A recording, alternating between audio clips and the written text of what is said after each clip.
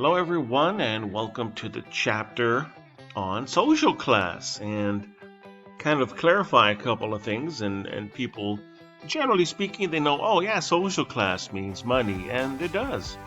But we're going to break it down much more than just money. Let's talk a little bit about social class. What we're talking about is the initials SES, socioeconomic status. What is your individual socioeconomic status? An individual's social standing, where are you in the realm of society? Where do you stand? Let's break it down a little bit. Sometimes you can kind of tell where is an individual's SES based on when you hear them talk about vacationing. Obviously, if you're on a budget, you're going to keep it local. South Padre Island or San Antonio.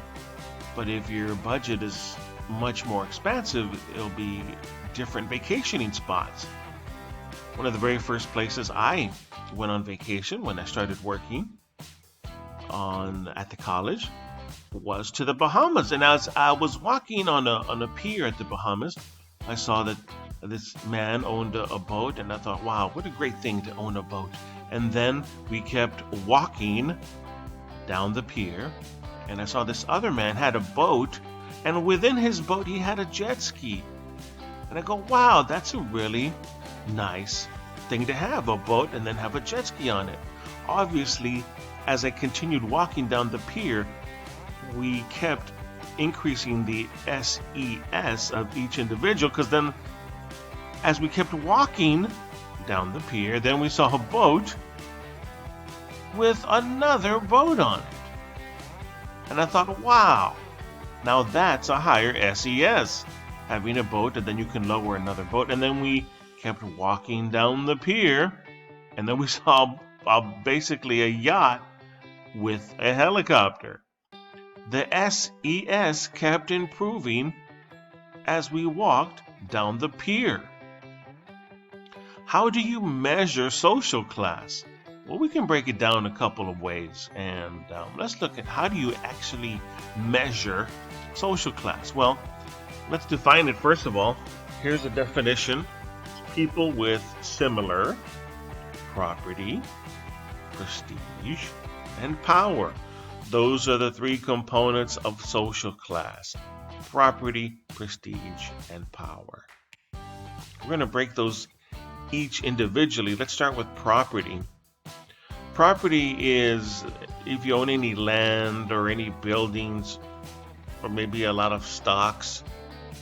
That's what we mean by property. But property also includes how much income do you make, the wages that you're earning from your job, or maybe the rent that you're collecting from homes and the interest that you're collecting. Property plus incomes equals wealth. And that's what we're talking about. True wealth is a combination of all of these things. So actually, social class, it can be a little bit tricky because you could have a lot of property, you could have a lot of land, but really you're not that wealthy. Maybe the land is not valuable. Or maybe if you're a farmer and you have a lot of land, but all of the crops went bad for some reason. So just because you have a lot of property, it doesn't mean you're going to be wealthy. Same thing applies with, you could have a lot of income, but you could also not be wealthy if you don't organize or manage your money. Well, you're going to have very little wealth. A lot of athletes that are celebrities end up owing money because of the way it was poorly managed. So social class actually can be very, very tricky. Another component of social class is power, imposing your will despite resistance. If you're making decisions that affect lots of people, then that is a lot of power. Bill Gates can open up more jobs or shut down more jobs, and really no one can really say anything about it. How much prestige is in the job, the respect or regard? Is it considered a prestigious job? Prestige is a very tricky word. For example, Olympic athletes, once they, earn the gold medal, if they happen to win, that's a very, prestigious. However, they don't really earn a lot of money unless they happen to get an endorsement. Firefighters have a lot of respect or regard. However, financially speaking, the income is not as high as someone would think.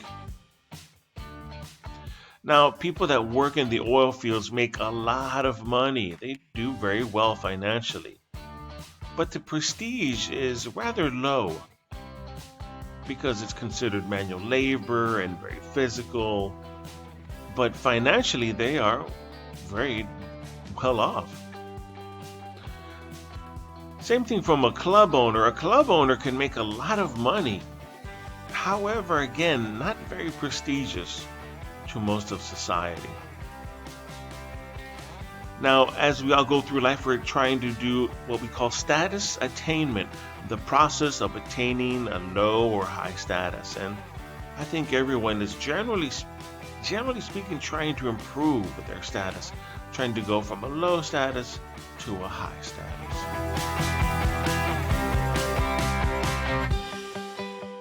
The origins. Anyone that takes an intro to sociology class should be familiar with this individual, and his name is Karl Marx.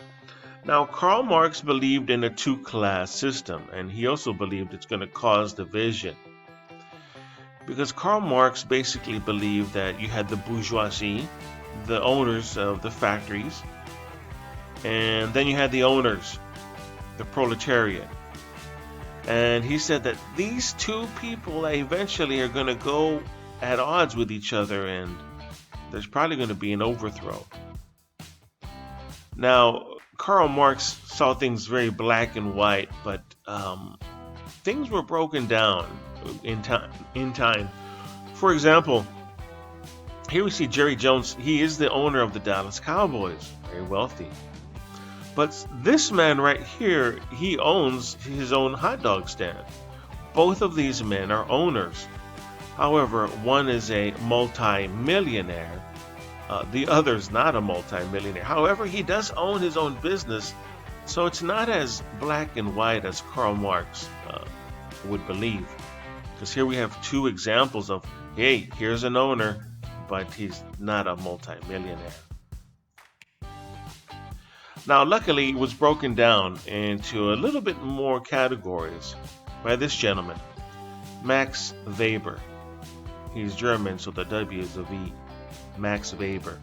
And he's the individual, he added power and prestige, because he thought, well, you can't just go by owners and workers. So he added these two components. And that's where we have the modern definition that we have today of social class.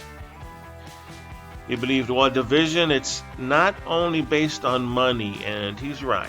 We can look at the amount of property and the other factors, the status.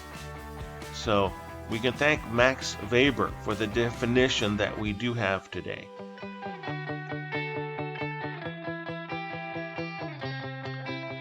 Now let's look at the different class divisions that exist in society, and we're going to start with what we call the capitalist class. This is 1%. This 1% right here is worth more than the entire bottom 90%.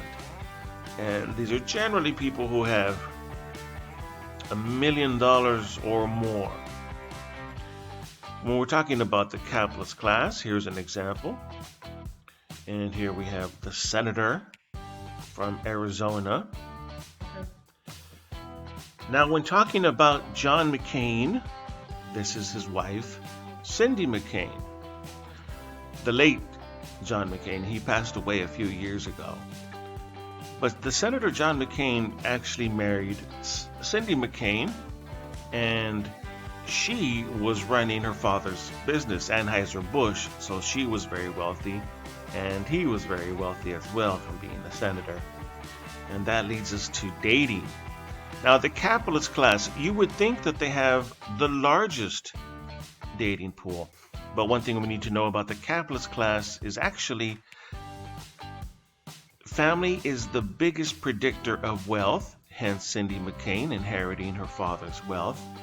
And they have the smallest dating pool. And the wealthy, generally speaking, for the most part, they do date each other. Another example, as a couple, these two were worth $300 million. Here's John Kerry, and he's wealthy, a wealthy senator. But this is his wife, Teresa Heinz Kerry, and her family was owned the Heinz Company. So they married each other.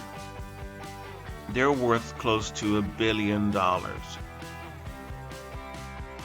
Here's Paris Hilton. She inherited the Hilton franchise, but she was actually dating this gentleman here, Paris Latasses. His family owns a Greek import-export worth together around $7.5 billion. Not together anymore, but the point is, the capitalist class has the smallest dating pool, and the family is actually the biggest predictor of wealth.